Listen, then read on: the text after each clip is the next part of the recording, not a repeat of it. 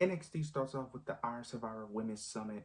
Starts off with all the participants that's going to be in the Women's Iron Survivor match between Kalani Jordan, Jordan Grace. You got Lola Vice out there, Soruka and Kendall Gray all out there. They're all making their cases for why they're going to be the ones to win the Iron Survivor.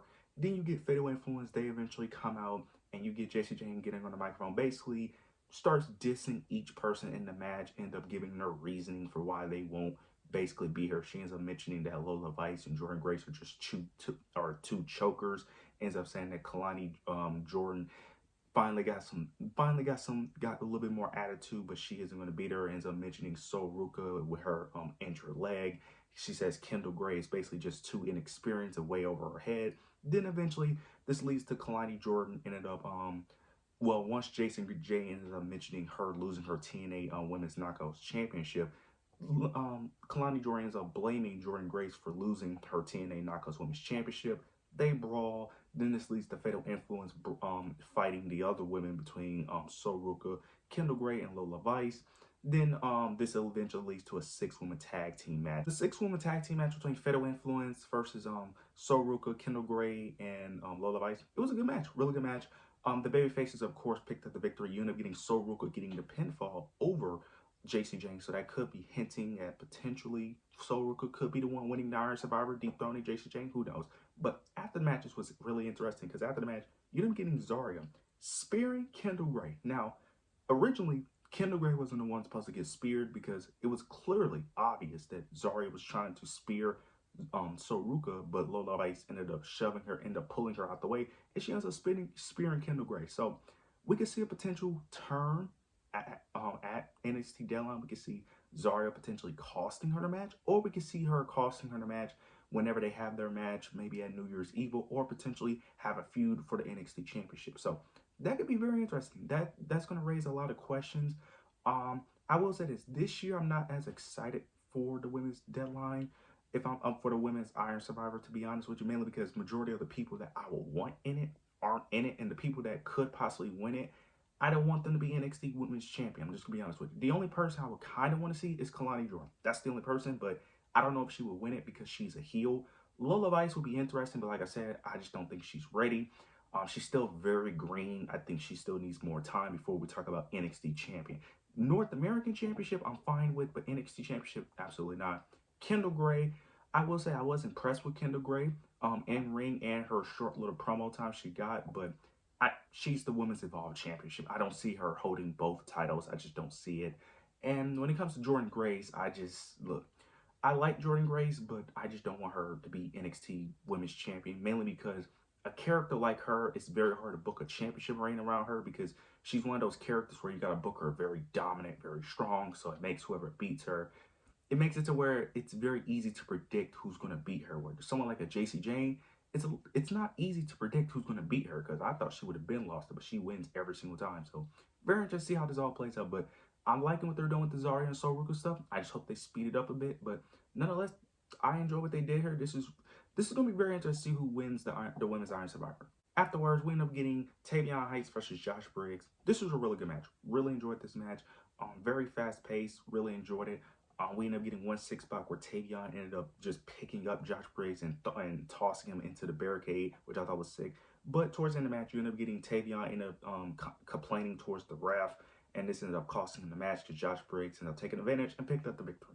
I don't know if this is going to continue the feud. I really don't know.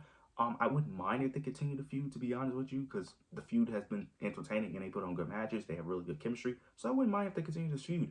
I still think they got robbed of the Iron Survivor. I still think that because I still don't think Joe Hendry and Leon Slater should be in the spot. I really don't. I really don't understand why they're in that match. But nonetheless, um, I hope they continue to push Tavion and Josh Briggs.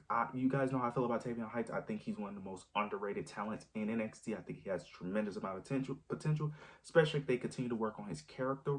I really think he could be one of the top stars in NXT with some more time. And Josh Briggs is one of the more natural heels in NXT who gets some of the best reactions out of all the men. So I hope they continue to push him as well. So I like what they're doing here. Don't know if this is the end of the feud, but I can see it being the end of the feud nonetheless. We get the culling. We get the Izzy Dame. She was cutting a promo.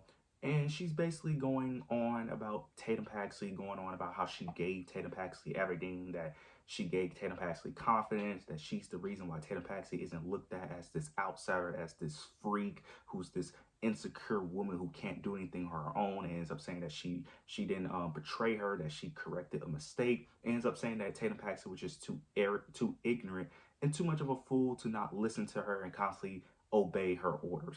This was a really good segment. This was a really good promo too. Izzy Dame has been one of the most improved women on the NXT roster, man. I hope that after this feud that they actually push her.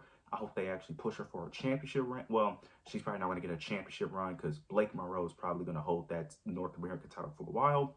And the baby, and in terms of, yeah, and she's a heel, so depending on which babyface eventually get the NXT championship, it's going to be very difficult for her to win. But I hope they actually give her a push because she's been doing some great work. And I'm so glad that they're actually putting her in this position because I was high on her when they first paired her up with Kiana James, but they never really finished that due to Kiana James getting called up. But I was high on her back then, so the fact that they're seeing her progress, it's really amazing to see how much she progressed. But then, getting Tatum Paxley, she ends up getting on the Titantron, and she basically ends up, she's all sad, she's crying, she's asking why did Izzy Dane betrayed her. Then Izzy Dane ends up saying that she didn't do anything wrong, and she ends up mentioning that Tatum Paxley is just scared and afraid. And she ends up saying that if Tatum Paxley isn't so afraid of her, that she should just come down to the ring. Tatum ends up responding, ends up saying that she is afraid, but she's afraid of the person she's going to be without Izzy by her side, and that she's going to feel all the pain and all the emotions she's feeling at NXT Dynamite. Can't wait for this match. This match should be an absolute banger. Tatum Paxley is amazing in ring, so I'm very curious to see how that match plays out. Very interested to see who wins that match because you can make the argument for either person and you can continue this feud because this shouldn't be a one-match thing in my opinion. This should be a multi-match thing in my opinion. So this is going to be very interesting. This could play in multiple ways. This is the main match I'm excited about at NXT Deadline, if I'm being honest. Because like I said, this is a very unpredictable match. This could go either way. I can see Tatum Paxley winning, ending the feud. I can see Izzy Dane winning by cheating, continuing with that rivalry. So I'm very interested to see how this plays out. But this in my opinion, this was the best thing of NXT, and the heel heat that Izzy Dane got was amazing in my opinion. So can't wait to see how this plays out. Now we get to the main event. We end up getting all the men participants in the Iron Survivor versus Dark State. We got Javon Evans, Leon Slater, Miles Bourne, and we end up getting Joe Hendry as well versus Dark State. The winner of this match, actually, whoever got the pinfall in this match was going to be the person to decide when they get to decide when they get to get inside the match of the Iron Survivor. I don't know why I can't pronounce that. Miles Bourne ended up picking up the pinfall. This lead to a little bit of friction between Javon Evans and Leon. Then towards the end, we end up getting the contract signing of Ricky Saints and Obafemi. Very interested to see how this match plays out because the men's Iron Survivor is very unpredictable. I think it's going to be Javon Evans because that just makes the most sense. But it wouldn't shock me if they went with Dion only because he's the only heel in that match. And if Ricky Saints retain, he's the only one that makes sense from a babyface heel dynamic. And I'm just going to be honest, I do not want to see Ricky Saints face Joe Hendry or Leon Slater. The only person I would want him to face is Javon Evans because they've been building up that kind of friendship with Ricky trying to be more like a mentor to Javon Evans. So I can see that playing out. But nonetheless, it was a really good it was a good 8-man tag match. Very interested to see how the men's Iron Survivors plays out. And the contract signing between Obafemi and Ricky Saints has to be one of the shortest contract signings I've ever seen in my life. They didn't really say anything that was that important. They really didn't do anything, but that was like the shortest contract signing ever. But I really don't mind it because it wasn't a predictable contract signing of someone going through a table. So I enjoyed it for what it was. Overall, this show was really good. Really good show. Really enjoyed it. I have little to no complaints.